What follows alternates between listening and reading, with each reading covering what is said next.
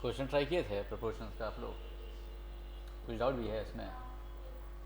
चलो डिस्कस भी कर लेते पहले।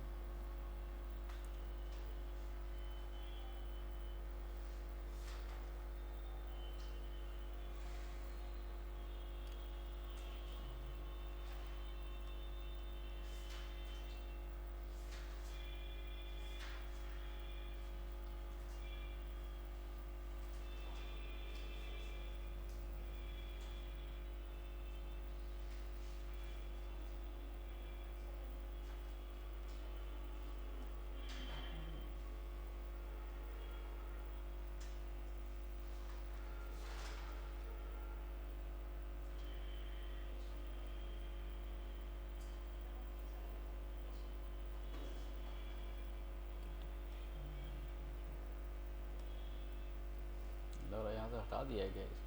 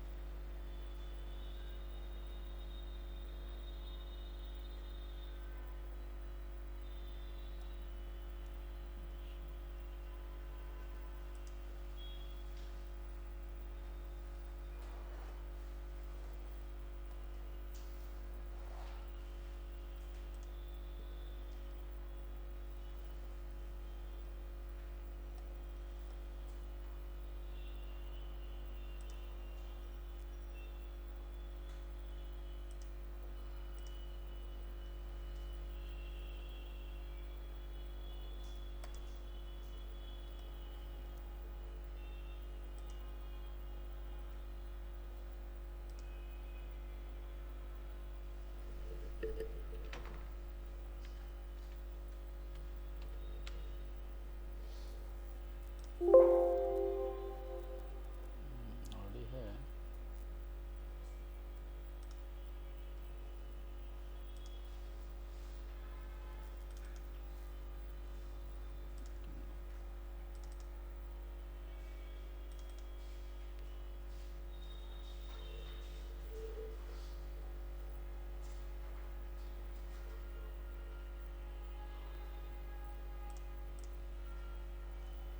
चलो कौन सा डाउट से बताना मेरे।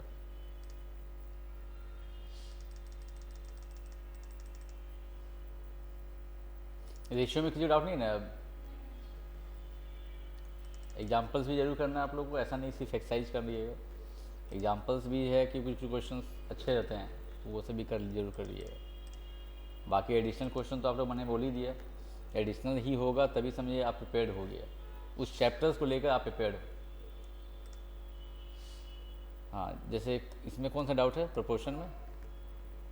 नंबर 4 में इसमें बोला गया the number which has the same ratio to 26 that 6 has to 13। यानी बोलना चाहता है ये कि ऐसा कौन सा नंबर है जिसका रेशियो 26 के साथ वही है जो 6 का 13 के साथ है। 6 और 13 का रेशियो क्या बनेगा? 6/13 बोलोगे, 6 का 13 के साथ जो रेशियो है वो 6/13 है। तो वही बोलना चाहता है कौन सा ऐसा नंबर है जिसका सेम रेशियो होगा 26 के साथ। तो 2 के बाद जो होता है तो नीचे होता है, तो इसका मतलब है 26 नीचे लिखेंगे, ऊपर वो कौन सा नंबर है मुझे पता लगाना है। तो मान लिए x, ऐसे तो बहुत सिंपली बन जाता है ये एक इसका मेथड हो गया है कि नहीं? तो आप जो देख सकते हैं कि इसका यहाँ डबल है ना, तो ऑटोमेटिक इसका यहाँ डबल ही होगा। आंसर क्या हो जाएगा? इसमें कोई है ही नहीं 12, इसका डबल हुआ 12 और 12 यहाँ पर किसी को है ही नहीं, तो नॉर्मली हो जाएगा। खाली लैंग्वेज को समझना इंपॉर्टेंट है, बन जाएगा तुरंत आपसे। इसमें क्वेश्चन का ट्विस्ट होगा जब टेस्ट लेंगे तब। इसमें तो अभी बहुत सारा क्वेश्चन ऐसा रहता है कि सिंपल ही बन जाता है, और रियली बात करूँ तो उसमें से 80% ईजी ही रहता है क्वेश्चन, 20% थोड़ा सा टफ रहता है, वो फुल मार्क्स लाने से रोकने के लिए। उसी लिए आप लोगों को ऐसा नहीं कि टेंशन लेना नहीं, सब आराम से बनेगा सर। तो टफ क्वेश्चंस होते हैं वो सब भी बस ज़्यादा टफ नहीं रहता है, लेकिन ट्रिकी रहता है थोड़ा सा, तो वही आपको कमांड करना है उसको। और कौन सा नंबर? नंबर 7। देखो ये मीन प्रोपोर्शनल फाइंड करना है। तो मैंने क्या बताया था कि दो नंबर का मीन प्रोपोर्शन कैसे निकालते हैं, दोनों का प्रोडक्ट कीजिए एंड उसका रूट ओवर, है ना। जैसे मैंने बोला था ए एंड सी का हमको निकालना है मीन प्रोपोर्शनल, तो ए सी को मल्टीप्लाई करेंगे उसका रूट ओवर, यही हो गया इसका मीन प्रोपोर्शनल। तो यहाँ पर मल्टीप्लाई करेंगे तो ये देखो क्या हो जाएगा, इसको हम तोड़ सकते हैं 4 इंटू 3 एक्स स्क्वायर, और 27 को लिख सकते हैं हम लोग 3 into 3 into 3 into Y square. अब रूट से निकालना है तो 4 का रूट क्या निकलेगा 2। जानते हो कि जब पेयर बन जाता है तो एक रूट से बाहर निकल जाता है, तो 3a एक 3a तो मिलके एक बाहर आ गया, इसका एक 3 बाहर आ जाएगा, एक्स स्क्वायर का x बाहर आ जाएगा एंड वाई स्क्वायर का y बाहर आ जाएगा। अब सिर्फ मल्टीप्लाई कर दीजिए, 9 या 18 x इंटू वाई। ठीक है, ऑप्शन नंबर ए हो गया। स्प्लिट करने में अगर कन्फ्यूजन लगे वहाँ भी पूछ लीजिएगा जैसा। ठीक है, मतलब स्क्वायर रूट निकालते समय क्या करना है बेसिक, इसको आपको प्राइम फैक्टराइजेशन कर लेना और फिर पेयर बनाना है, दो का पेयर बन जाए, एक से बाहर निकाल देना। और बोलो।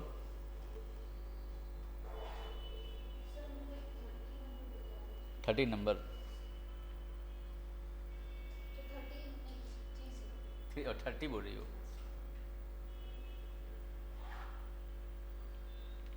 देखो इस क्वेश्चन में क्या दिया गया, x by B plus C minus A. अगर इस क्वेश्चन को अगर हम सिंपल बनाना चाहें तो किस तरीके से बना सकते हैं। ऐसे तो इसका एक लेंदी मेथड भी है, लेकिन हम लोग को लेंदी मेथड सीखना नहीं है, हम लोग को फॉलो क्या करना, शॉर्टकट में इजीली बन के निकल जाए।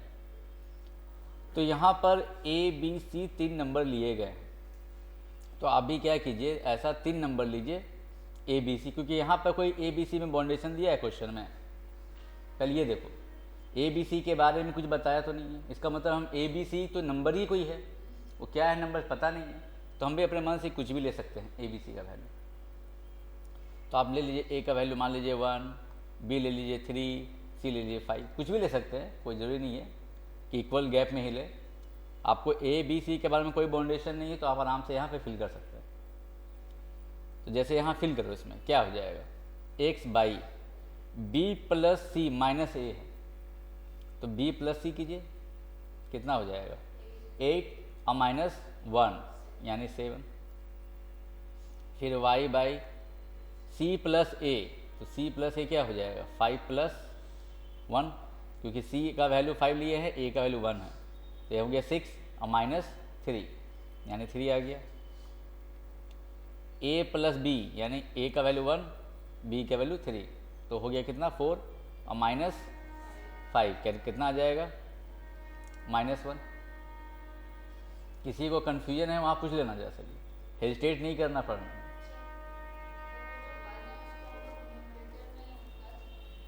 न्यूमरेटर में किसको, इसको 1 को, हाँ भेज सकती हो, कोई दिक्कत नहीं इससे। तो ये चीज़ आ गया x by 7 y by 3 z minus 1, ये वैल्यू मेरे पास आ चुका है। तो हम बोल सकते हैं कि x का वैल्यू हम 7 ले सकते हैं, y का 3 ले सकते हैं और z का -1, क्योंकि अगर हम इसको मान लेते हैं ये k के इक्वल है। जब रेशियो आपस में इक्वल होते हैं इसका मतलब क्या है, ये आपस में एक कांस्टेंट के बराबर है। तो अगर k इसको एज्यूम कर ले तो x इक्वल टू क्या हो जाएगा 7k, इसको हम ऐसे लिख रहे हैं x by 7 equal to k है, तो क्रॉस मल्टीप्लाई कर दिए तो x इक्वल टू 7k। उसी तरीक़े से y इक्वल टू क्या हो जाएगा and z equal to -k, है ना, -1 इंटू के मतलब -k। अब x y z निकल चुका है मेरे पास। अब क्या कीजिए, ए बी सी का वैल्यू जो आप लिए थे यहाँ भरिए और x y z का जो वैल्यू है उसको आप यहाँ फिल कीजिए। ठीक है, तो देखिए, तो b का वैल्यू आप क्या लिए थे 3 लिए थे, तो 3 माइनस सी हो गया 5, x क्या है मेरा 7k प्लस c माइनस ए, तो 5 माइनस 1 एंड y क्या है मेरा 3k and A minus B यानी 1 माइनस 3 और जेड का वैल्यू क्या था माइनस के। अब इसको कैलकुलेट कर लीजिए, -2 इंटू 7 के कितना आ जाएगा ये -14 के। फिर आपका देखिए 4 इंटू 3 12 के, फिर -2 इंटू माइनस के कितना हो जाएगा +2 के। बताइए क्या आने वाला है 0 आ जाएगा। तो ऑप्शन नंबर बी। हाँ कर लो। क्वेश्चंस को थोड़ा सा ट्रिक वे से बनाना है, कॉम्प्लिकेटेड में नहीं जाना आप लोगों को।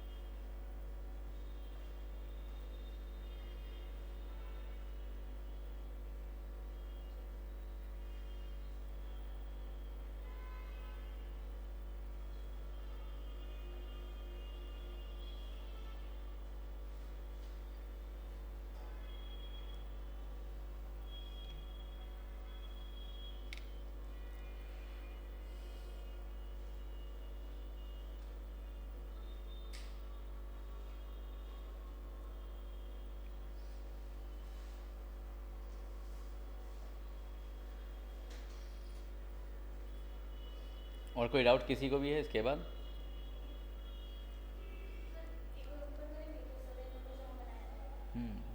इसमें लिख लिया है सबका वे को थोड़ा पहचानना कि कैसे कैसे इसको अप्लाई करना है। नंबर 7 देखो,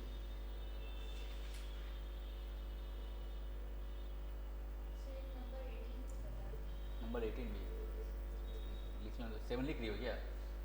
लिख लो इसको, हो गया।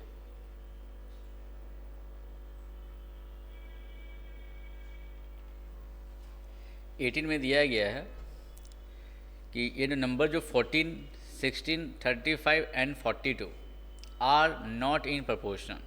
और ऐसे भी हम लोग साफ साफ दिख भी रहा है कि अगर हम फर्स्ट 2 का रेशियो निकालेंगे 14/16 तो इसका वैल्यू कितना आने वाला है? 2 से काटोगे तो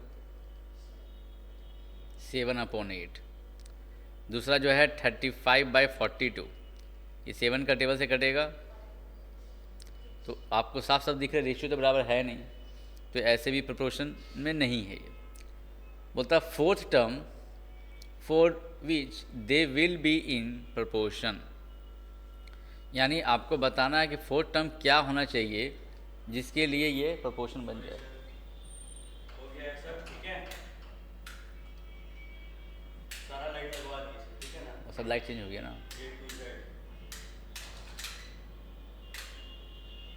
ठीक ठीक है। ठीक।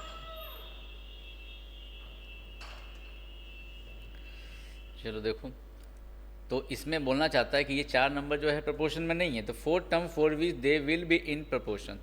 फोर्थ टर्म क्या होना चाहिए? फोर्थ टर्म किसको बोल रहे हैं हम लोग? लास्ट टर्म को कहते हैं। तो फोर्थ टर्म क्या लिया जाए ताकि ये प्रोपोर्शन बन जाए?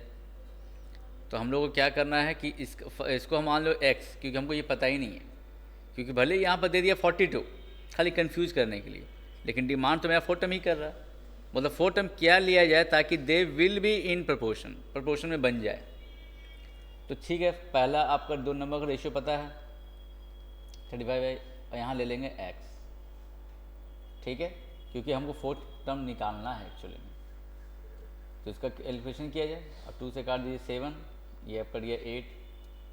7 का टेबल से ऊपर ऊपर कट रहा है ना, ऊपर ऊपर काट सकते हैं हम लोग। अब क्रॉस मल्टीप्लाई कर दीजिए तो क्या हो जाएगा 8 5 जो 40, यानी 4 टर्म हमको लेना पड़ेगा 40, ऑप्शन नंबर बी। बस मैं अच्छे से आप ये सोचेंगे 42 दे के भी पूछ रहा है, तो वो 42 दिया था कि प्रोपोर्शन में नहीं है, तो 4 टर्म क्या लिया है ताकि प्रोपोर्शन बन जाए, जिसका मतलब 4 टर्म हमको 40 लेना पड़ेगा, 42 लेने से नहीं बनेगा। बस यही सर क्वेश्चन का डिमांड था इसका। तुमने सब बना लियो इसका एक्सरसाइज, अभी पूरा सारा अटेम्प्ट नहीं हुआ होगा, बाकी है ना आपका, कहाँ तक कर लिए?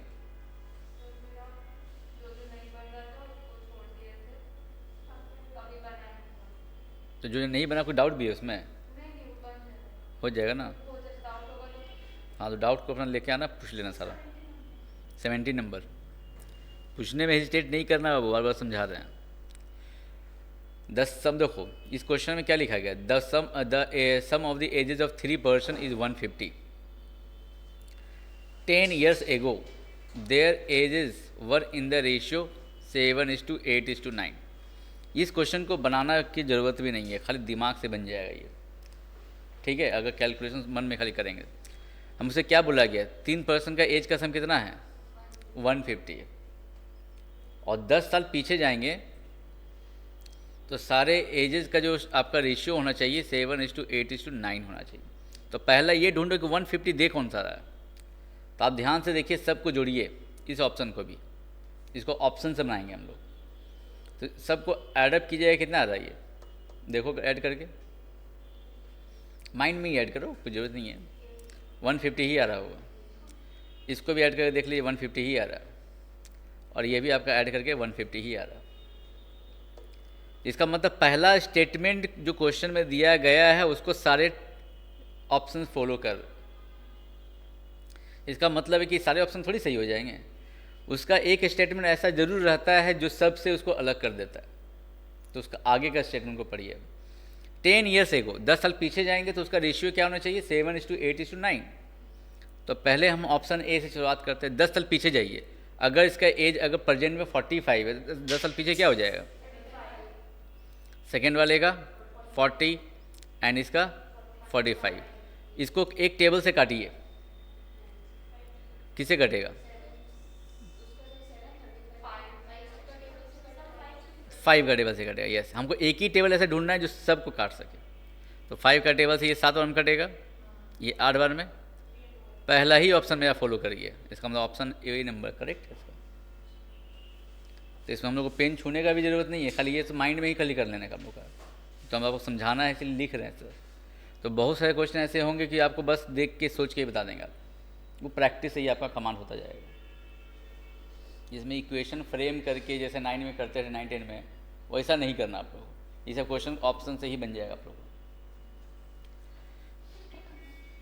50 तो है ही नहीं, इसमें 15 होगा।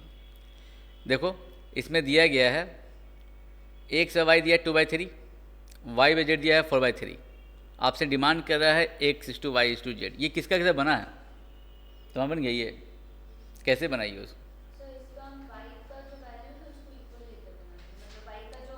वैल्यू से, हाँ तो सेम कर दियो y के वैल्यू को, हाँ वही करना, इसका सेम करने से यही बेनिफिट होगा, तुरंत बन जाएगा। जैसे देखो, जैसे x/y 2/3 दिया हुआ, और सेकेंड में दिया है y/z, ये दिया है 4/3।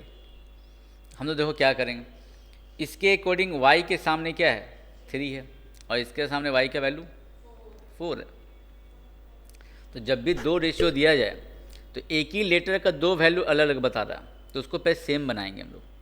ऐसा हो कि y का वैल्यू जो यहाँ आ रहा है वही वैल्यू यहाँ भी है, तो ऐसा कैसे बनाएंगे, तो पहले 3 और 4 का एलसीएम निकालिए, कितना आ जाएगा 12, यानी हमको दोनों जगह 12 बनाना है।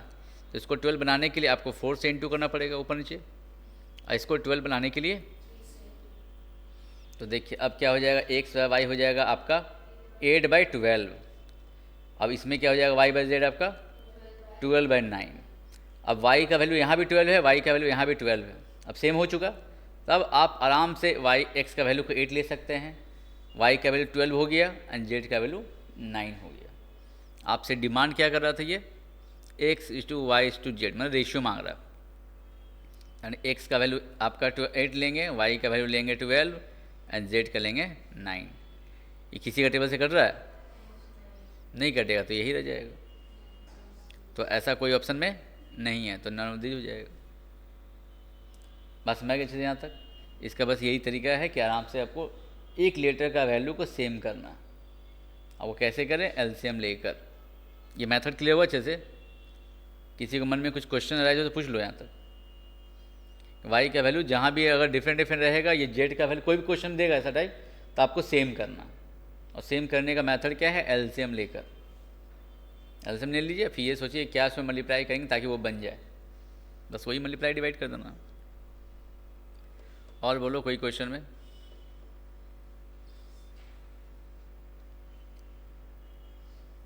तुम्हारा कहाँ तक बन गया वो? कोई डाउट नहीं है यहाँ से इसमें? देख लिए ना? जो डाउट रहेगा पूछ लेना सब। चलो आगे बढ़ते हैं, अगर डाउट लगेगा तो पूछ लेना। और आज न्यू टॉपिक में मूव करते हैं। ये टॉपिक है इंडिसेस। ऐसा तो नहीं कि नया चीज़ है तो पुरानी चीज़। 8 क्लास में ही पढ़ते हैं, 8 9 में ही, 9 में इसका यूज़ होता है और अभी भी इसका यूटिलाइजेशन उसी तरीके से है। लेकिन इस चैप्टर को इसलिए पढ़ाया जाता है क्योंकि इसके बाद टॉपिक है लॉगरिदम, और लॉगरिदम जुड़ा हुआ है इंडिसेस से, इसीलिए इंडिसेस बच्चे को अच्छे से आना चाहिए। ठीक है, तो इंडिसेस का सारा रूल्स एक एक समझेंगे पहले।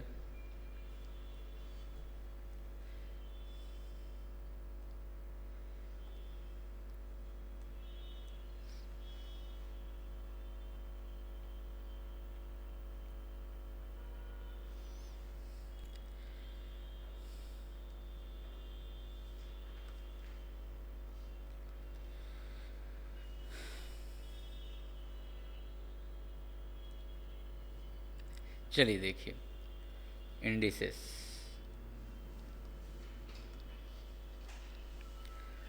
इंडिसेस के बेसिक तो रूल्स क्या है? पहले सिंपल सा देखो, अगर मान लो ए को हम 2 बार मल्टीप्लाई करते हैं तो उसको रिप्रेजेंट क्या करते हैं हम लोग? ए स्क्वायर। और वही ए प्लस ए करते हैं तो इसको 2a लिखते हैं। यानी मल्टीप्लाई करने में पावर को ऐड करते हैं और एडिशन करते समय उसके कोफिशिएंट्स को ऐड किया जाता है। ए का कोफिशिएंट यहाँ 1 है, यहाँ पे भी 1, तो प्लस करते समय कोफिशिएंट को ऐड कर दिए। और मल्टीप्लाई करते समय देखो ए का यहाँ पावर 1 है, यहाँ भी ए का पावर 1 है, तो 1 + 1 2 हो गया। उसी तरीक़े से a इंटू ए है, तो ए का पावर 3 हो गया। तो इन जनरल बात करें तो अगर हम ए को इसी तरीके से n टाइम्स मल्टीप्लाई करें, यहाँ 3 टाइम्स था तो पावर में 3 आ गया, n टाइम्स करेंगे तो a का पावर n हो जाएगा। इसमें कोई डाउट तो है नहीं? चलिए उसके बाद नेक्स्ट देखो, अगर हम a इंटू ए इसको हम लिखते हैं a³ और a इंटू ए को लिख रहे हैं a²। अगर तुमसे यही पूछा जाए a² into a³ into a², तो ये क्या हो जाएगा? 8⁵। इसका बेसिक हम जानते हैं वजह कि क्यों ऐड करते हैं, क्योंकि सिंपल सा बात है, a का क्यूब का मतलब a 3 बार है और a² का मतलब हो गया 2 बार मल्टीप्लाई करना। तो फाइनली a का पावर क्या हो गया? 5। तो साइंटिस्ट ने देखा कि ये सिंपल इतना जो करेंगे लेंदी लिख कर, क्यों ना शॉर्टकट में इसको ऐड कर दिया जाए, वही चीज़ तो आंसर आ रहा है। इसीलिए रूल बनाया गया। और छोटे क्लास में बोलते हैं कि पावर ऐड कर दीजिए। ऐसे छोटे क्लास में ज़्यादा बोलता है बच्चा रट भी लेता है। a का पावर m इंटू a का power n, a + m + n। बाद में फॉर्मूला पूछते भी तो भी कन्फ्यूज। ये कन्फ्यूजन होने का कोई जगह ही नहीं है इसमें, अगर आप खाली बात को समझेंगे। अब इसमें सोचने का चीज़ है कि 3 और 2 मिलेगा तो ऑब्वियस 5 बार तो होना ही है। तो ये आप पावर क्या कर दिए? ऐड कर दिए। लेकिन कंडीशंस क्या बोलते हैं हम लोग इसमें? कि बेस सेम होना चाहिए। क्यों देते हैं कंडीशन? सोचिए ज़रा सा बात। अगर मान लीजिए आप इस तरह से मल्टीप्लाई कर रहे हैं, अब बताइए इसको आप a को बोल सकते हैं 5 बार है? तो जब आपका बेस अलग अलग होगा तो पावर तो ऐड करने का कोई सेंस ही नहीं बन सकता। इसीलिए हम लोग रूल में समझाते समय बोलते हैं कि बेस सेम होना चाहिए बाबू, तभी ऐड करना है आपको। डिफरेंट रहेगा तो वो कंप्लीट पावर 5 नहीं बन सकता। इसीलिए रूल में ये दिमाग में रखना है, जो कि सिंपल सही रूल है। ये हो गया नंबर 1 पहला प्रॉपर्टी। नंबर 2 इसको लिख भी लो, लिखते भी चलो।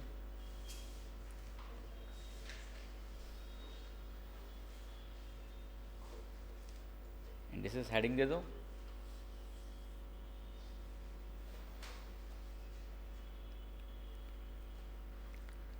इंडेक्स को ही इंडिसेस कहा जाता है। इंडेक्स एक को कहा जाता है, इंडिसेस हो गया बहुत सारे। इसका दूसरा नाम क्या बोलते हैं? एक्सपोनेंट या पावर, है कि नहीं? टॉपिक डिफरेंट डिफरेंट बुक में रहता है ये। तो पहला रूल लिख लिया आप लोग, दूसरा रूल पे आते हैं हम लोग नेक्स्ट। क्या हुआ? यही तो यही नंबर वन, जो नंबर वन देते जाएंगे वही है। अगर कोई समझने वाला है कि तुमको लिखना है तो ये चीज़ आप उसका एग्जाम्पल के तौर पे लिख सकते हो, कैसा मैंने क्यों लिखा। अब आते हैं इसका सेकेंड रूल पे। अगर इसी तरह से a का पावर 5 और नीचे a का पावर 3 है, इसका मतलब है कि a ऊपर 5 बार है और नीचे है आपका 3 बार। तो डिवीजन में आप जानते हैं रूल कटेगा, ये a कट गया, ये भी कट गया, ये भी कट गया, क्या बचा? अब यही लोग साइंटिस्ट लोग क्या देखता है, मैथमेटिशियन लोग, कि देखा कि ये जितना जो करेंगे सिंपल सा पावर क्या हो रहा है इसमें, फाइनली सब्ट्रैक्टेड कर लिखा तो गया है। तो जब भी हम डिवाइड में लिखेंगे तो पावर को सब्ट्रैक्ट कर देंगे, है कि नहीं? इसीलिए रूल में क्या बनाएगा, a का पावर m बाई a का पावर n, तो डिवाइड में पावर सब्ट्रैक्ट हो जाता। ये हो गया आपका सेकेंड रूल। अगर यही बेस अलग अलग हो तो कटेगा क्या? अगर ऊपर a का पावर 5 है, नीचे b का क्यूब, तो कटेगा नहीं। इसीलिए यहाँ भी बेस सेम होना मस्ट है, तभी ये रूल फॉलो करेगा। अच्छा, उसके बाद नंबर थर्ड में आते हैं। जैसे मान लो a का पावर 3 और यहाँ पर पावर ले लिए 4। ये क्या इसका मतलब है? ये 4 रिप्रेजेंट कर रहा है कि a क्यूब 4 बार लिखना है आपको। a क्यूब को 4 बार लिख लीजिए आप। आपको पता है कि बेस सेम होने पर पावर क्या हो जाते हैं? ऐड हो जाते हैं। तो फाइनली आंसर क्या आ गया? 12। तो हमें इतना लेंदी ना करके शॉर्टकट में 12 कैसे पहुंचेंगे? तो इसका मतलब मल्टीप्लाई कर देंगे, पावर के ऊपर पावर रहेगा तो उसको मल्टीप्लाई कर देना है। तो उसी रूल से ये बना देना है a का power m to the power n, तो पावर क्या हो जाएगा? ये a-m-n। ये हो गया थर्ड रूल, ठीक है।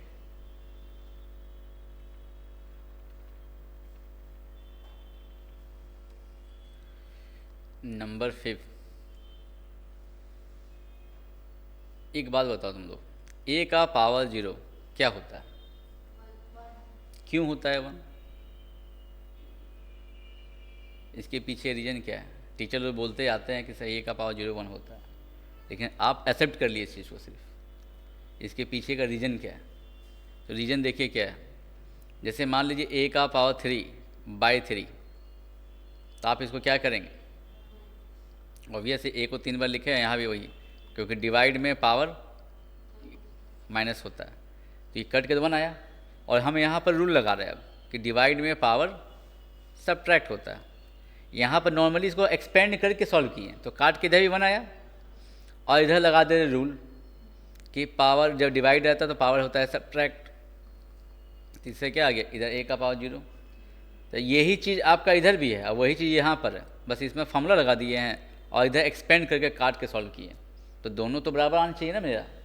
इसका मतलब a का क्यूब जो हो जाएगा वो किसके इक्वल हो जाएगा? 1 के बराबर।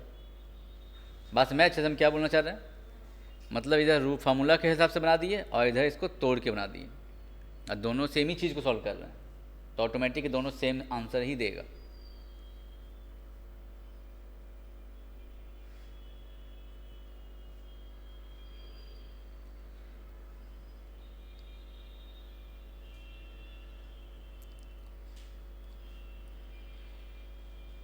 ठीक है यहाँ तक। लेकिन इस फार्मूला में एक कंडीशन है, a शुड नॉट बी 0। अब सोच के बताइए ऐसा क्यों लिखा मैंने? 0 का पावर 0 क्या होगा? Yes, not defined. क्यों बोलेंगे नॉट डिफाइंड भाई इसको?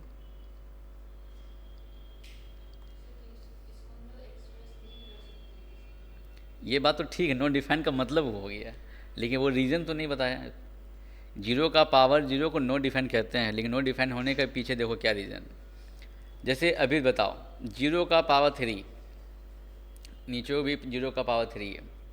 आपको मैंने पिछले क्लास में ही बताया था जीरो को जीरो से डिवाइड नहीं कर सकते। इसमें आप अगर इंडेक्सेस के रूल से सॉल्व करेंगे तो जीरो का पावर जीरो बन जाएगा, लेकिन ये चीज़ तो एक्चुअली इसी के बराबर है।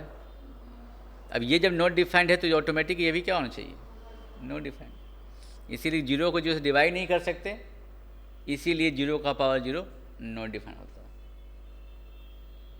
बात समझ आ गई अच्छे से? तो इसका मतलब है फार्मूला लगाते समय जीरो जब पावर में जीरो रहेगा तो 1 तभी लिख सकते हैं आप जब बेस कंफर्म होना चाहिए कि जीरो नहीं है। अगर जीरो होगा तो आपको आंसर नॉट डिफाइंड लिखना है, ना कि वहाँ आंसर 1 लिख देंगे आप। जीरो का पावर जीरो 1 नहीं होता है, वो नॉट डिफाइंड होता है। ठीक है, फिर नेक्स्ट पॉइंट पे आते हैं हम लोग, नंबर 6। ए का पावर मान लो -n है, तो इसको हम क्या लिख सकते हैं, 1/a⁴n लिखते हैं। आप इसका रेसिप्रोकल क्यों किए? ये हुआ प्रोसेस को रटना, नहीं कि ऐसे खाली करना है, इसको प्रोसेस रटना बोल दिए हम लोग। क्योंकि टीचर लोग बोलते हैं कि मैथ्स को हटाने के लिए वो ऐसे लिखते हैं, लेकिन क्यों करते हैं ये बात नहीं समझते हम लोग। देखिए इसका भी रीज़न आपका डिवीजन वाला रूल से ही है। अभी आप लोग ये पढ़ चुके हो और इसमें आपको कोई तकलीफ भी नहीं है यहाँ तक। अगर ये चीज़ ट्रू है तो इसका मतलब m = 0 के लिए भी ट्रू होगा ये। तो m का वैल्यू 0 भर दीजिए यहाँ पर, हम सिर्फ m के जगह भर रहे हैं। तब आपको समझ आ गया होगा अच्छे से कि ये क्या हो गया, 1 हो गया। इसीलिए 1/a⁴n और ये 0 - n हो गया। तो ये सारे रूल जो बनते हैं वो एक दूसरे से जुड़े हुए ही हैं।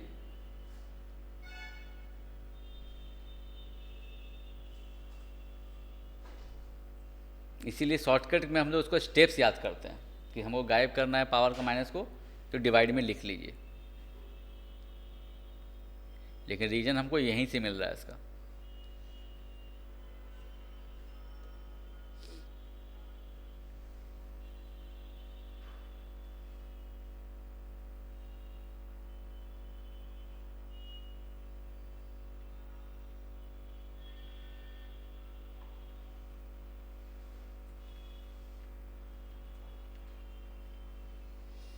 कोई यहाँ तक प्रॉब्लम किसी को? अच्छा, इसका आंसर तो बताइए तो क्या होगा, इसका आंसर क्या होगा और इसका आंसर क्या होगा?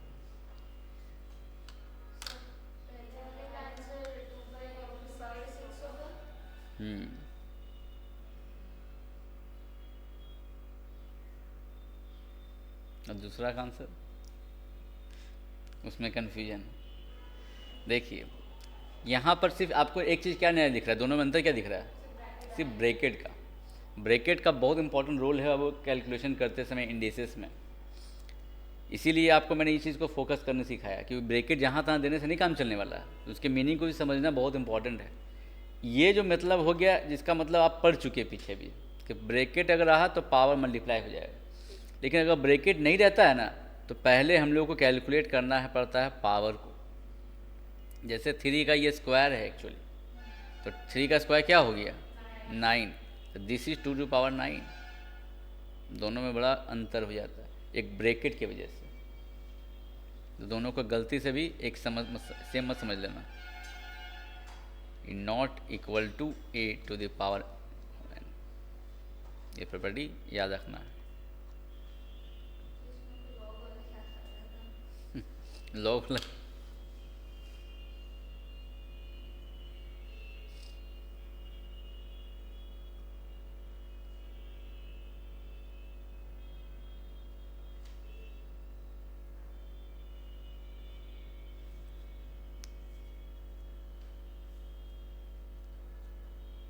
दोनों का एग्जाम्पल जरूर लिख लीजिएगा ताकि आपको उसका डिस्टिंग्विश पता चले कि दोनों का मतलब क्या है, कैसे कैलकुलेट करना।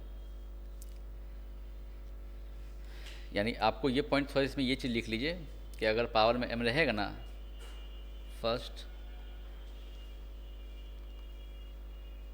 Has to calculate.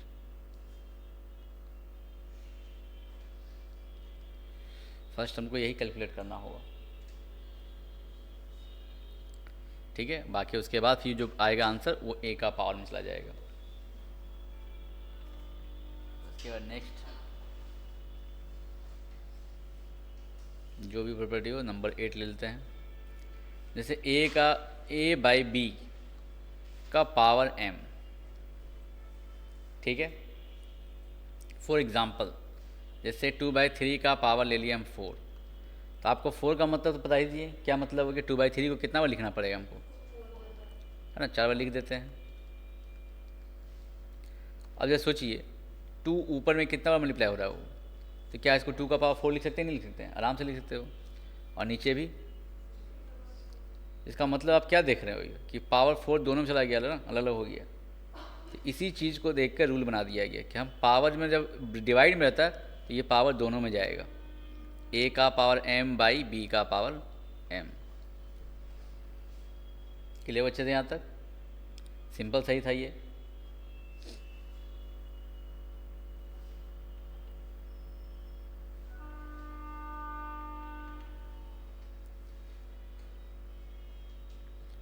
नंबर आते हैं 9 पे। अगर पावर में मान लो माइनस m, ठीक है, तो एक बात सोचो यहाँ माइनस है तो हम क्या करेंगे, पहले इस a का power minus m, same way से b का पावर माइनस m, और माइनस को हटाते कैसे ये भी पढ़ चुके हम लोग। 1/a का पावर m लिख दिए, और इसको भी लिख सकते हैं 1/b का पावर m। अब यहाँ पर आपका देखिए लगातार 3 लाइन दिख रहा है मतलब डिवाइड का, जिसके ये मेन डिवाइड है, जिसके ऊपर ये फ्रैक्शंस है और नीचे ये फ्रैक्शंस है।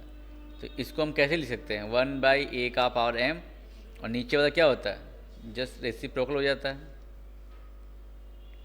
तो फाइनली हम इस रिजल्ट पे पहुंच गए।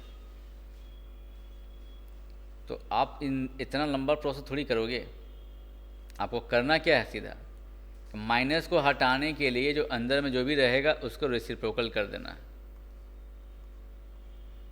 बस हो गया ये। माइनस को हटाने के लिए क्या करना है, जो अंदर में जो भी नंबर रहेगा उसका रेसिप्रोकल कर देंगे। ये हुआ इसका स्टेप बाय अंडरस्टैंडिंग कैसे हुआ, लेकिन तो डायरेक्ट शॉर्टकट में पहुंच जाएंगे डायरेक्ट यहाँ पर।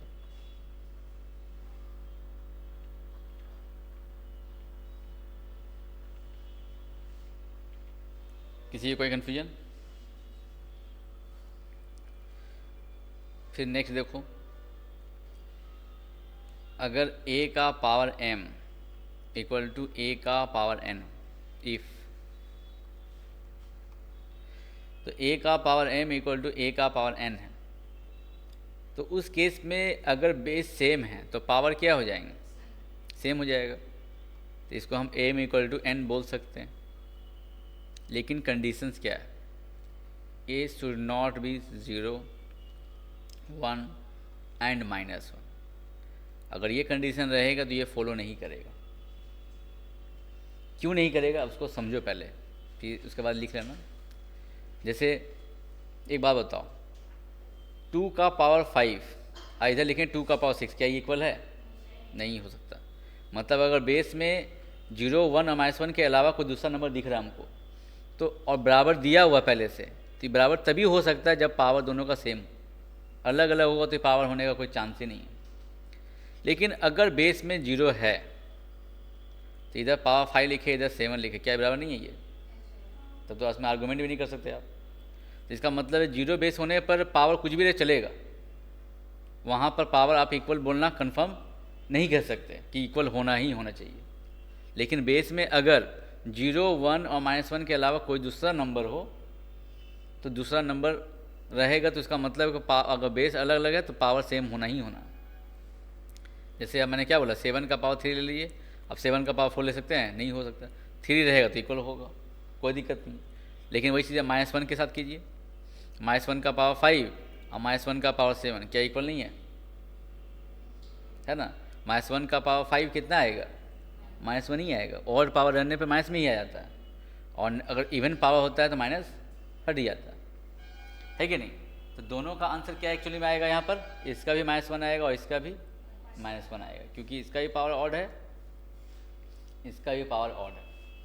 तो माइनस क्या 5 = 7 बोल सकते हैं हम लोग, जबकि बेस तो यहाँ सेम है, तो पावर इक्वल बोल सकते हैं क्या?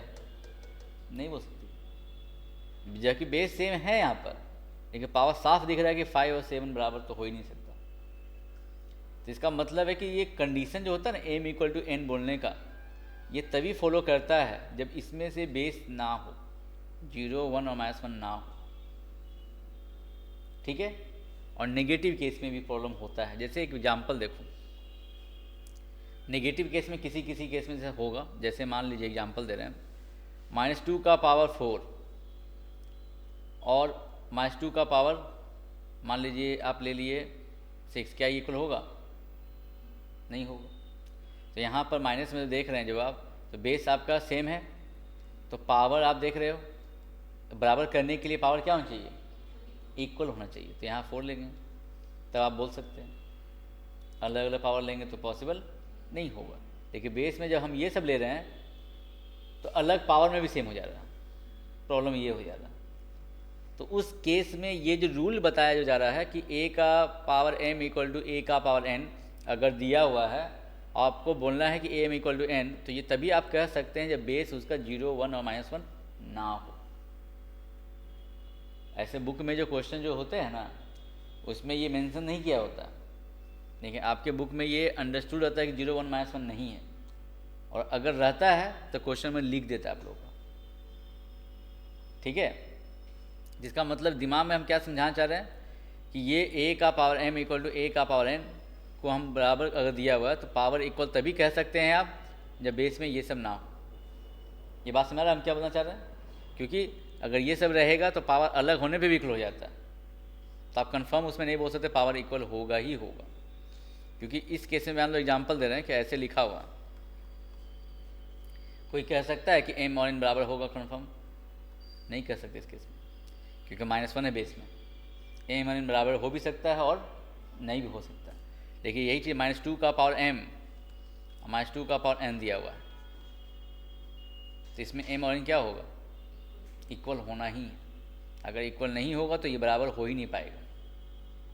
इसका मतलब है कि इसमें m = n आप कह सकते हैं कंफर्म, लेकिन इसमें कंफर्म नहीं दे सकते। इसीलिए ये बात दिमाग में रखना है कि ये फार्मूला लगाते समय 0, 1 और -1 बेस में ना हो, अगर है तो ये अप्लाई नहीं कर सकते आप। तो इस पॉइंट को लिख लीजिए।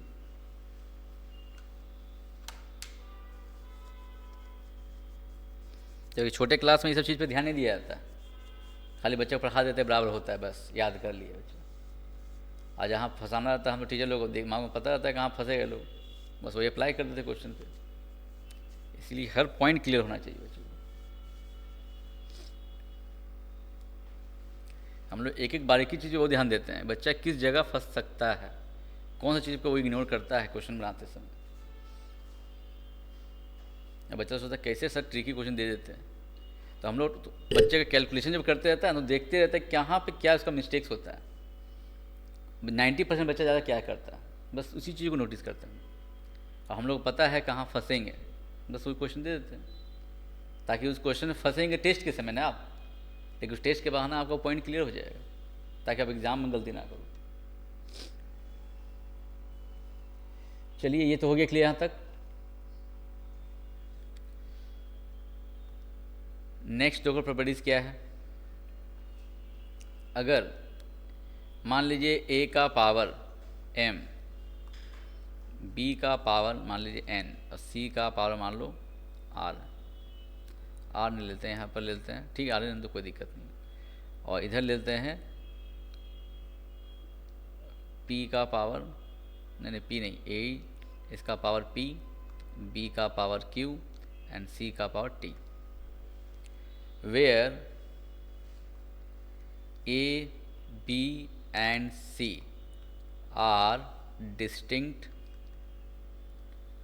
Prime numbers.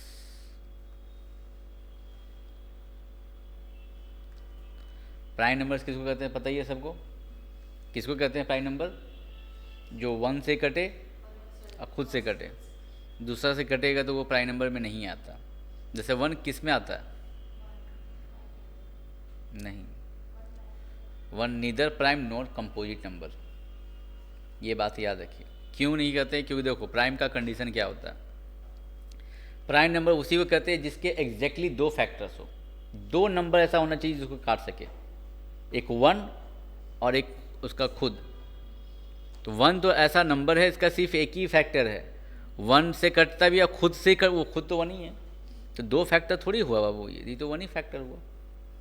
तो प्राइम का कंडीशन क्या है? 2 फैक्टर जरूर होना चाहिए, 2 से ज़्यादा भी नहीं होना चाहिए और 2 से कम भी नहीं होना चाहिए। ये प्राइम का ये इंपॉर्टेंट कंडीशन है, इसीलिए 1 प्राइम नंबर में नहीं आता।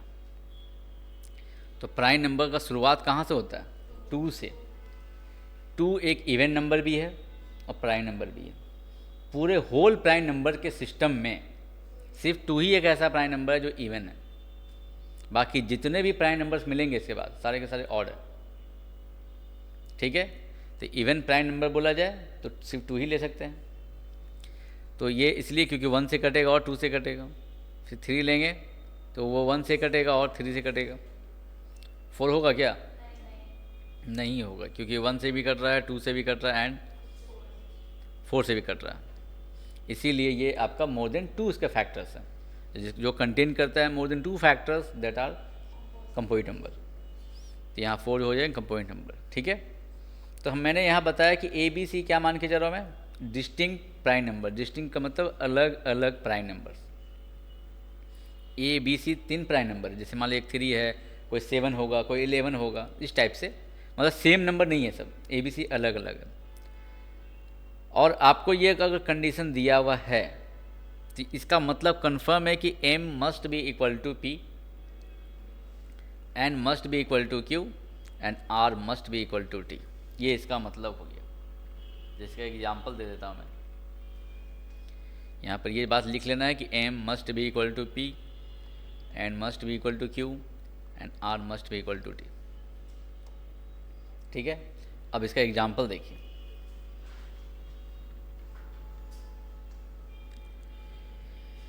एक एग्जाम्पल को मैं निकाल के देता हूँ।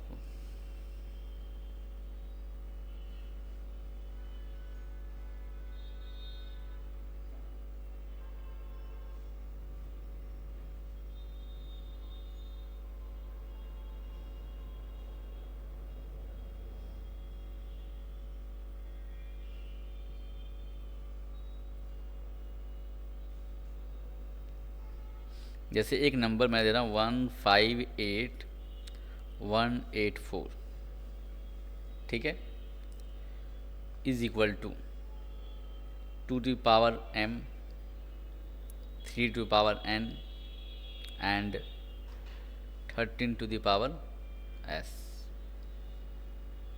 ठीक है, मैंने ये दे दिया आपको। आपको बताना है m का वैल्यू क्या होगा, n का वैल्यू क्या होगा, s का वैल्यू क्या होगा। बात में आ गया अच्छे से यहाँ तक? m n s का वैल्यू क्या भरा जाए ताकि वो इसकी इक्वल आ जाए। तो आपको कुछ नहीं करना है, सिर्फ इसका प्राइम फैक्टराइजेशन करना है इस नंबर का। ठीक है, जैसे आप 2 से इसको काटिए, 7 9 0 9 2, फिर 2 से लगा दिए आप तो हो गया 3 9 5 4 6, फिर 2 से लगा दिए 1 हो गया, फिर 9 हो गया, फिर 7, क्या हुआ? कोई कन्फ्यूजन लगे बोलना वहाँ पर। फिर 3 से काटिए, 3 से कटेगा कितना नंबर कट जाएगा? 6, फिर 5 2 बचेगा तो 9 1, फिर 3 से काटिए इसको तो 2 1 9 7, फिर 3 से कटेगा ये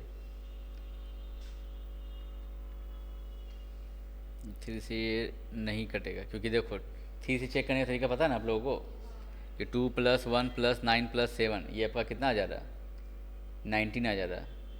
डिजिट का सम करने पर अगर 3 का मल्टीपल आता है तो 3 से कटता है वो। तो उस रूल के हिसाब से 2 + 1 + 9 + 7 कितना 19 आ रहा है, जो 3 का टेबल में नहीं आता, तो 3 से नहीं कटने वाला। अब ये कटेगा 13 का टेबल से, तो लगेगा 169, और ये फिर 13 का ले जाएगा, जिसका मतलब इसको आप क्या लिख सकते हैं, 2 का क्यूब, 3 का स्क्वायर और 13 का क्यूब। आप आराम से कंपेयर कर सकते हैं। तो ये आपस में बराबर है, इसका मतलब है कि m कन्फर्म किसके इक्वल होगा, 3 के। तो m का वैल्यू 3 आ गया, n का वैल्यू 2 हो गया, एंड s का वैल्यू 3 हो गया। समझ स्टेप्स कैसा है ये? तो ये आप तभी अप्लाई कर पा रहे हो जब ये कंप्लीट नंबर है तब ना, ये प्राइम नंबर है तब ना अप्लाई कर रहे हो। इसीलिए बेस में मैंने क्या कंडीशन दिया, प्राइम नंबर। तो प्राइम नंबर रहेगा तभी ये फॉलो करेगा, अदर नंबर में नहीं फॉलो करेगा। तो इस चीज़ को लिख लीजिए आप लोग, उसका एग्जाम्पल भी लिख लीजिएगा नीचे।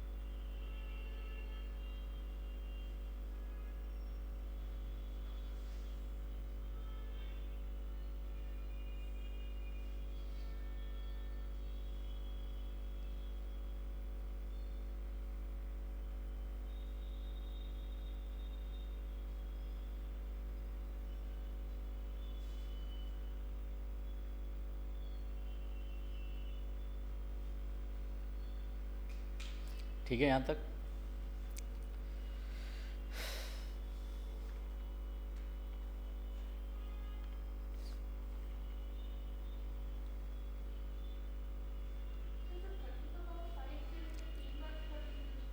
फाइव नहीं है वो, एस है वो, गलती से वो एस लिखे हैं एक्चुअली, 5 नहीं है वो।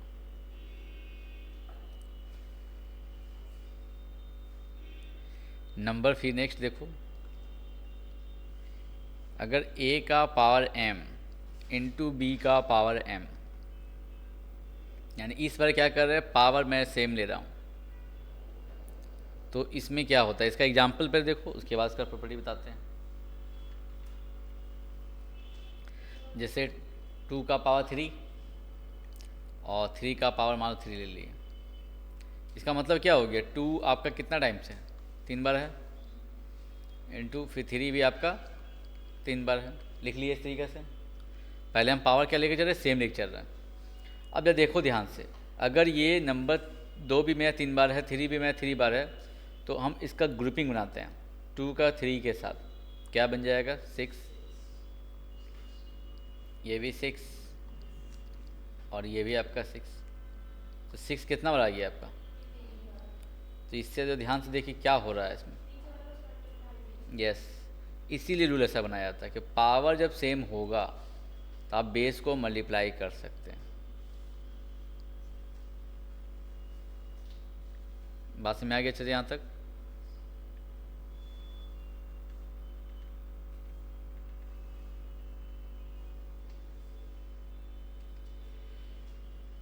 ठीक है। और इसके बाद जो न्यू जो प्रॉपर्टी नहीं है, यही प्रॉपर्टी है, इसका उल्टा है कि अगर ए बी का पावर m है तो आप पावर को अलग अलग कर सकते हैं। वही चीज़ ना हो गया, देखिए तो यहाँ पर ये दोनों तरीके से बच्चे को आना चाहिए। भले एक ही प्रॉपर्टी है वो, कि अगर पावर होल पर पावर है तो उस पावर को हम जितना लेटर अलग अलग है सब पर अलग अलग डिस्ट्रीब्यूट कर सकते हैं।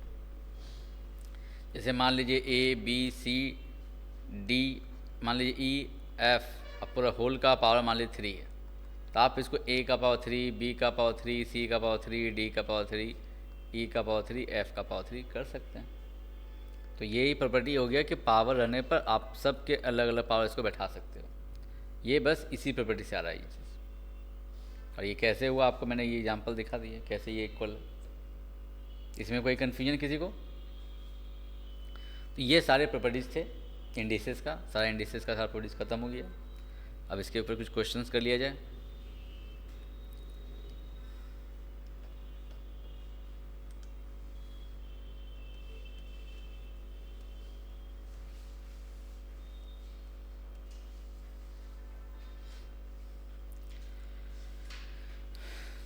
पहला क्वेश्चन ये वाला देखो तुम लोग, एग्जाम्पल नंबर 6 क्या दे दिया है इसमें, a का पावर 4b इंटू एक्स का पावर 6, और ये जो साइन है किसका है, 6th रूट का। इसका मतलब थोड़ा समझ ही लो पहले अच्छे से कैसे लिखा जाता है।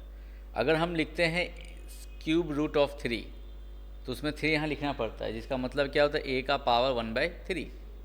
अगर हम 6 रूट लिखेंगे a का पावर 1/6, इससे पहले ही बताया था, ऐसे बात है कि नहीं। तो ये चीज़ दिमाग में रखना है। तो ये साइन, इसको हम लोग दूसरा लैंग्वेज सर्ट्स भी कहते हैं या रेडिकल्स। कभी कभी लिखा रहेगा रेडिकल्स रिमूव होना चाहिए, कभी कभी सर्ट्स लिख देगा, तो कंफ्यूज नहीं होना है। ये रूट का जो साइन होता है उसी को सर्ट्स या रेडिकल्स कहा जाता है।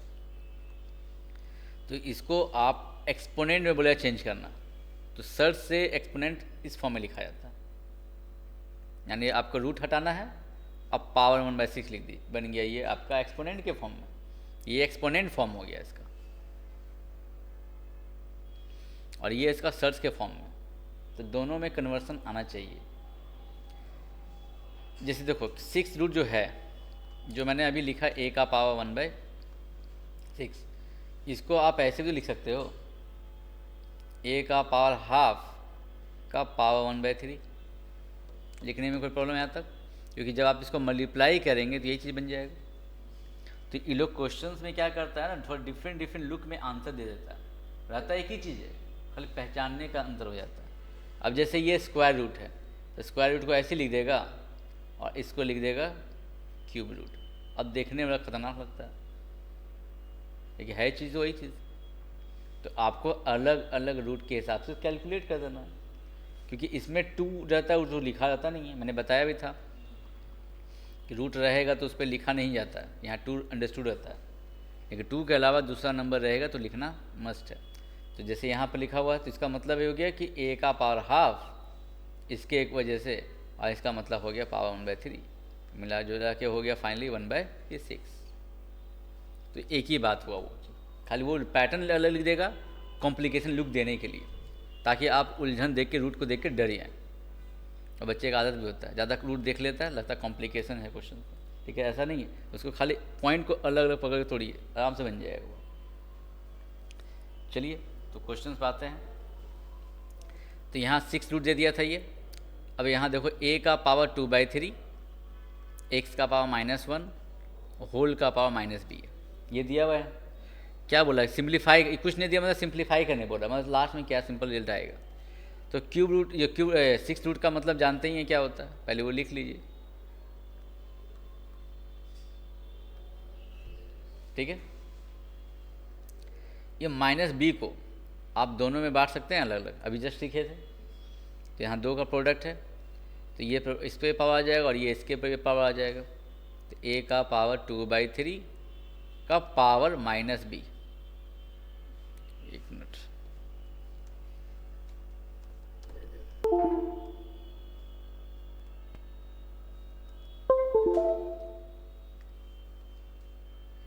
देखो तो ये जो पावर था ये 2/3, ये जब इसमें आ गया तो ये हो गया -b से मल्टीप्लाई हो जाएगा, इनटू ये -b इसके ऊपर भी आ जाएगा।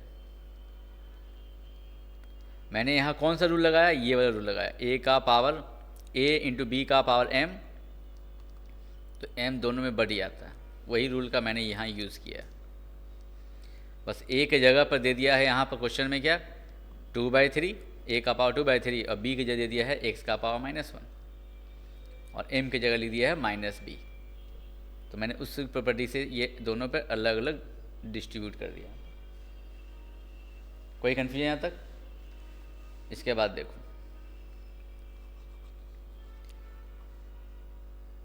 तो यहाँ पर अब ये उसी तरीक़े से ये 1/6 पावर तो जाएगा दोनों पर, तो a का पावर 4, b का पावर हो जाएगा 1/6, और x का पावर 6 का पावर 1/6। बस कैलकुलेट कर दिए, ये पावर को पावर तो कैलकुलेट हो ही जाता है, तो कट जाएगा ये। तो a का पावर क्या हो गया -4, 2 इंटू -2 -4, और x का पावर क्या हो जाएगा माइनस प्लस, तो 1 इंटू b हो जाएगा। फिर इसमें जो कटेगा काट लीजिए, 2 से कटेगा ये। a का पावर क्या बच रहा है देखिए, तो ये 2b हुआ बाई 3। देख लीजिए, कॉम्प्लिकेशन लग रहा बताना वहाँ पर आया इसमें। यहाँ क्या किया हम, इंटू एक्स में ये 6 का पावर 6 है, तो ये मल्टीप्लाई जब करेंगे तो 6 तो कट ही जाएगा। ये 6x का पावर क्या हो गया 1।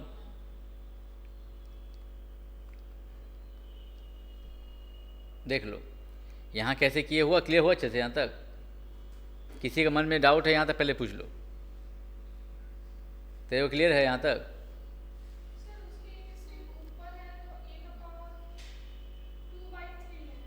हाँ ये, हाँ ये जो है यहाँ पर, अच्छा b था, ओहो एक्चुअली अच्छा वो था, और मुझे 6 समझ के बनाने लगे इसको। ठीक है तो कटेगा ही नहीं, तो पहली बात।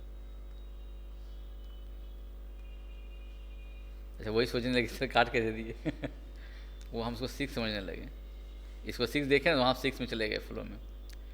तो यहाँ पर ये आपका पावर हो गया 2/3, ये इंटू -b है ना, और उसी तरीके से ये हो गया आपका माइनस, तो ये +b हो गया। तो ये तो कटेगा ही नहीं, तो यहाँ पर हो जाएगा आपका a का पावर -2b/3, एंड x का पावर ये हो गया b। कोई दिक्कत यहाँ तक? इसको भी इरेज कर देते हैं, यहाँ पर सुधार देते हैं।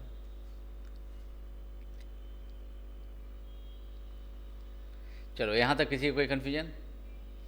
अब यहाँ पर बेस देखिए ये सेम है, तो पावर क्या होगा, दोनों ऐड हो जाएगा। तो ये सेम चीज़ है दोनों, एक मान लीजिए +5 है, दूसरा है -5, दोनों को ऐड करेंगे तो रिजल्ट क्या देगा, वो 0 ही हो जाएगा। इसका मतलब a का पावर हो गया 0, एंड x बेस सेम है तो पावर हो जाएगा ऐड,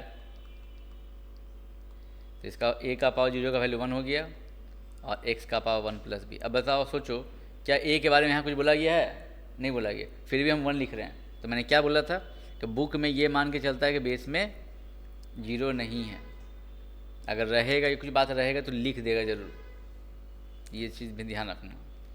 तो इस तरीके से ये हो गया 1, तो x का पावर 1 + b, अब 1 से इसको इंटू करेंगे तो एज इट इज़ यही रह जाएगा। तो फाइनल आंसर x का पावर 1 + b।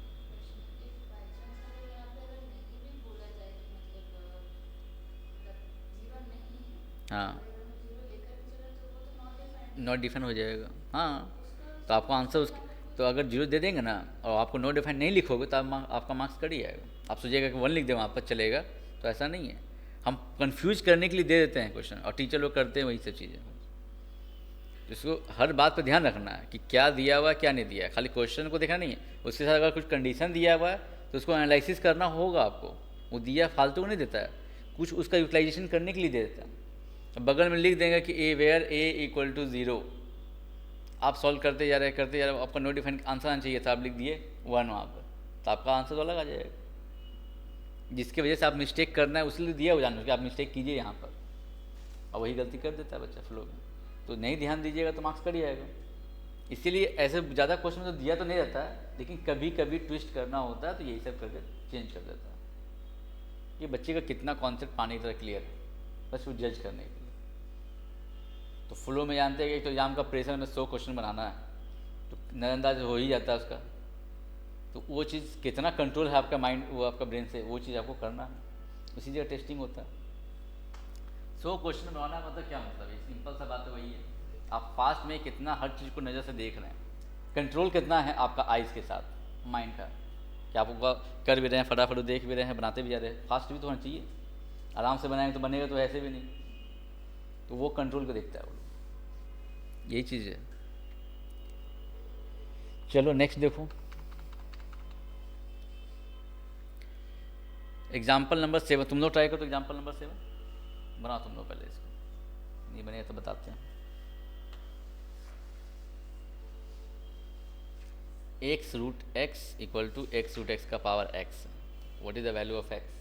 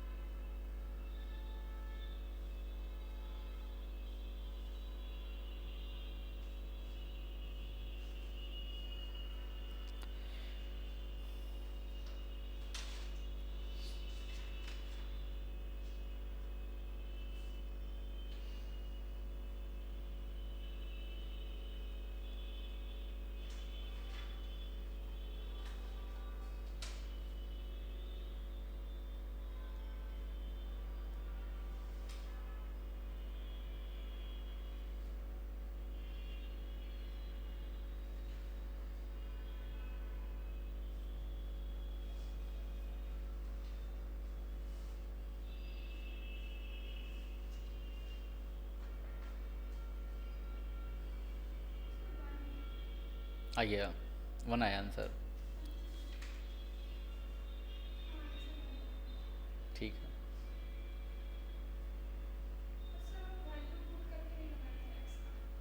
कैसे बनाई इसको? नॉर्मल प्रॉपर्टी का यूज करके ही, अच्छा देख लेता हूँ मैं यहाँ पे।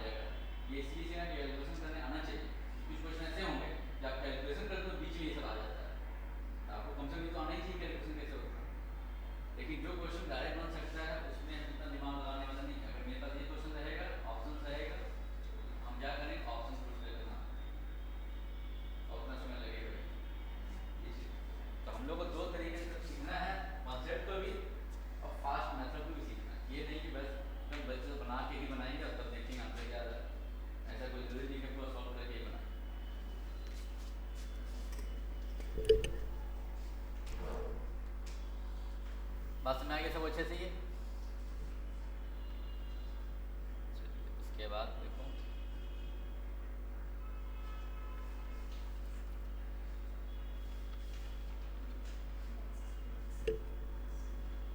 एक क्वेश्चन नंबर 9 देखो, क्वेश्चन नंबर 9 ये देख के ही बता देंगे आप, खाली मन में देखिए हो जाएगा, डिफिकल्ट नहीं है ये।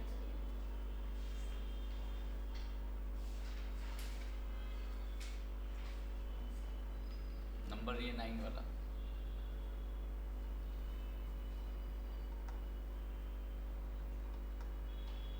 आया समय क्या आंसर होगा? क्या वो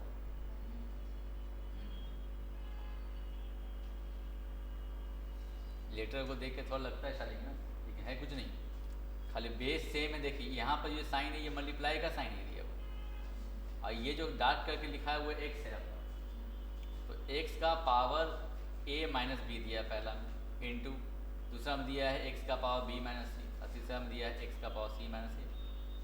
जानते हैं कि बेस जब सेम होता है तो पावर तो ऐड ही होगा, a minus B plus b minus C plus c minus A. अब प्लस माइनस तो कटेगा ही, कट के x का पावर 0 हो गया, जिसका वैल्यू क्या होता है? ऑप्शन नंबर बी हो गया।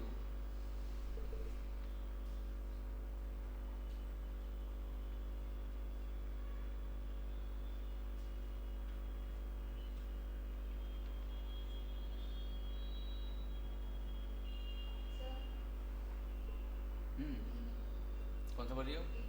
18 देखो करो, 18 में दिया हुआ है x प्लस वाई का पावर 2/3। इसका ऑप्शन में ये गलत नहीं है, क्वेश्चन में मिस प्रिंटिंग है इसका, आपका शायद बनाया होंगे तो आंसर नहीं आया होगा, इसमें है मिस प्रिंटिंग ही किया हुआ। ये x प्लस वाई इसका है, क्वेश्चन सिंपल सही है, लेकिन होता ना कि इसका फ्रैक्शन कहीं लिखने में या कुछ में मिस प्रिंटिंग हो गया इसका।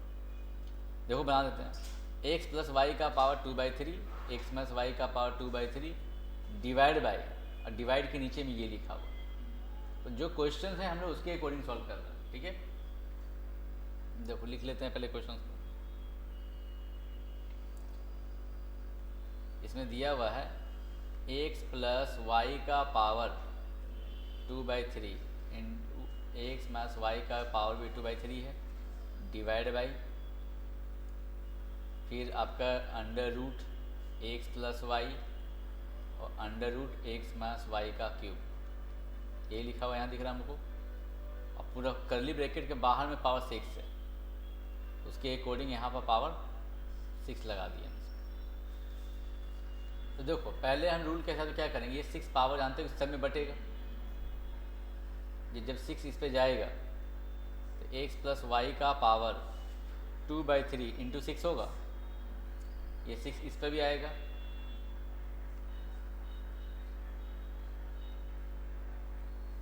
सेम चीज़ ये 6 इसके लिए तो है, डिवाइड में भी है, तो इसका मतलब क्या होता है, रूट का मतलब होता है पावर में हाफ, तो एक्स प्लस वाई का पावर हाफ इंटू 6, ये 6 चला गया इसके साथ, और ये जो हो गया इसमें भी 3 है, पूरा होल का पावर में 1/2 होगा, जो लिखा हुआ है क्वेश्चन हम लोग उसके अकॉर्डिंग हम लोग सॉल्व कर रहे हैं।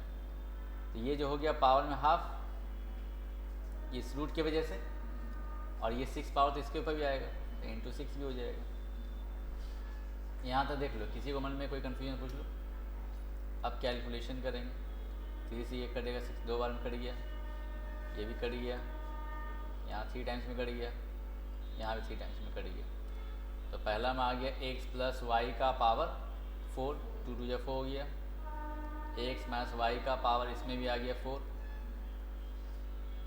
नीचे आ गया एक्स प्लस वाई का पावर 3, एंड इसमें क्या हो जाएगा 9 बन जाएगा, क्योंकि ये 3 का पावर 3 है। अब देखिए, अब डिवाइड में जानते हो जो बेस सेम रहता है तो उसका पावर से सब्ट्रैक्ट होगा, तो उस प्रॉपर्टी का यूज़ करने वाले हैं, तो यहाँ पर यूज़ कर लो, तो एक्स प्लस वाई का पावर 4 माइनस 3 हो जाएगा, इसमें भी वही सेम चीज़ 4 माइनस 9, तो इसमें बच गया एक्स प्लस वाई का पावर 1, और इसमें बचेगा एक्स प्लस वाई का पावर -5, इस माइनस को हटाने के लिए आप क्या कर सकते हैं, इसको डिवाइड में ला सकते हैं नीचे, माइनस को हटाने के लिए। तो फाइनल आंसर बुक के हिसाब से ये आएगा, जो कि ऑप्शंस में नहीं है आपका। तो ऐसे तो हम लोग इसको बना के आएंगे तो आंसर में क्या देंगे, नन ऑफ दीज देंगे। लेकिन ऑप्शन में कोई आंसर दिया है बुक में ना, सी दिया हुआ है, तो कुछ था इसको सुधारना पड़ेगा तब क्वेश्चन सही होगा ये। तो आपको टेंशन लेने की जरूरत नहीं है, जो क्वेश्चन है आपके साथ सॉल्व कर देंगे। मिस प्रिंटिंग कहीं कहीं है, ऐसा नहीं है कि आपके बुक में एकदम नहीं है। पहले तो अभी तो फिर भी बहुत सुधार हो गया, 10-11 साल पहले का बताएंगे तो देखते पागल हो जाएंगे, खाली अधिकतर क्वेश्चन मिस्टेक है तुम्हें दिखेगा। यानी समझ जाइए कि 60% सही है, 40% मिस्टेक रहता था क्वेश्चन, इतना गलती होता था, बच्चे के अंदर कॉन्फिडेंस नहीं आता, हर क्वेश्चन सुधारना पड़ता था तुमको। धीरे धीरे देखते हैं कि हर साल चेंज करते ही गया, लेकिन 100% करेक्शन अभी तक नहीं हुआ। तो एग्ज़ाम बोर्ड में वहाँ जो है तो वहाँ पर गलती नहीं ना करता, वो गलती आपका यहाँ कॉन्फिडेंस डाउन करता है। देखो पहले बच्चे का मैथ्स बहुत रहता नहीं, तो बच्चा तो मैथ्स का ऐसे ही डर रहता है, और ऊपर से जब ऐसा बुक आ जाए कि गलती आंसर निकले और बना भी रहा सही गलत आंसर आ जाए, तो उसका कॉन्फिडेंस बिल्डअप होगा कहीं। तो ये चीज़ दिक्कत होता था पहले, लेकिन हम बहुत दिन देखे धीरे धीरे सुधार। इस साल देखे, कुछ साल में देखे क्वेश्चन जो गलती होता था सुधार कर दिया नेक्स्ट टाइम, लेकिन 100% करेक्शन अभी तक नहीं हुआ, ये बोल रहा है। तो गलती अभी भी कहीं ना कहीं रहता है, कम हो गया अभी पहले ऐसा वही 60-40 का रेशियो था, अभी हमको लगता है कि 85% सही हो गया, 15% ही गलत रह गया। गलत है ऐसा नहीं एकदम हर जगह तुमको सही मिलेगा, मिस्टेक जगह मिस्टेक रह गया है। लेकिन ये है कि कॉन्फिडेंस बिल्डअप हो जाएगा, कोई क्वेश्चन तुमको लगेगा कि मैं गलती हो रहा है कहीं, लेकिन रियली में आप सही सॉल्व करते भी आपका ही सही आंसर आएगा। तो टेंशन लेने की जरूरत नहीं है, आप अपना स्टेप वाइज परफेक्शन मेथड जो फॉलो करते हैं वही अप्लाई करिए, बन जाएगा। इसको ट्राई करके आना एक्सरसाइज को, जो डाउट होगा फिर नेक्स्ट क्लास में डिस्कस करेंगे। वैसे क्वेश्चन बहुत सारे इसमें भी है, अब ये ख़त्म हो जाएगा उसके बाद लॉगिन चालू करेंगे। आइए जब पूरा एक्सरसाइज कंप्लीट हो जाएगा तो एडिशन क्वेश्चन तो बनाना ही है, आप लोगों को एक अपना सेट देंगे, उसको जरूर बना लीजिएगा। इस क्वेश्चन का अप्रोक्स देते हैं हम एक, तो आप लोग बना इसको ही बना लीजिएगा। ठीक है, करके आओ तुम लोग, जाओ खाओ पी लो तुम लोग।